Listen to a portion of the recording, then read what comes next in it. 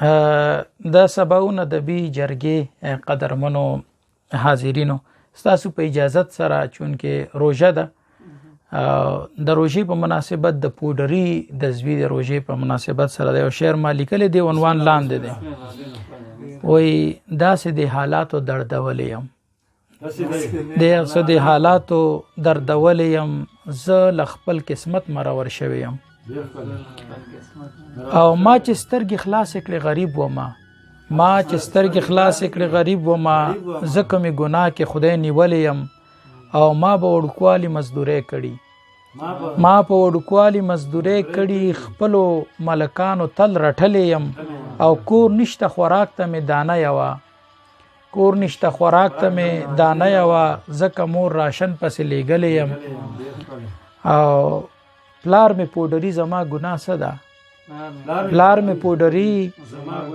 ګناه څه ده خلکو چې نن بیا تشلاس شړلی یم او ځکه خوار یتیم وم نو خوشحال بوم یعنی چې پلار مې مړو نو خوشحال بوم ځکه خوار یتیم وم نو خوشحال بوم چا خو به خیرات کې زیات کړی وم او کله چې په خو بدو پوه شوی یم بس دغه غمونو زه خوړلی یم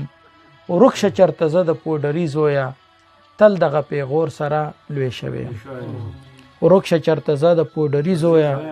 تل دغه پیغور سره لوی شوی یم او نن چې روژه ماتي ته مونږ کېناستو دا یو حقیقي کیسه ده او شوی هم زما په خیال په پیواړ کې ده او مطلب دا چې د یو پودري زوی هغه د خپل داستان نقل کوي نه هغه وی نن چې روژه ماتي ته مونږ کېناستو پلار زه په لوټه باندې ویشتلی یم نو روژه بیا څنګه ماته کړه وی اوښکو سره ما بیا روژه ماته کړه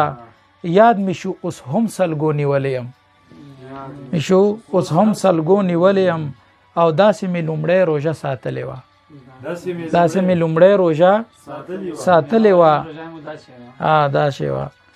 داسې دی دنیا زه زورولی یم او ای رحیم ورکړه په ژوندون خیرات پس له مرګه خدای که چا یاد کړی وم اخیری کې د دې شعر چې کم پیغام دی هغه زما په خیال دا دی چې کله کله مونږ یتیمانو پسې ګرځو یتیمانو سره ټول مدد کوي خو کم چې د پودري زامن یې هغې ته ټول سپک ګوري نه دام زمونږ د ژوندون یوه برخه ده دا ماشومان دي په کار د دې لاس ونیسو روزنې وکړو او دغې هم ډېره مننه ډېر ښکلی ډېر بهترین ډېر زړه ته پورې شعر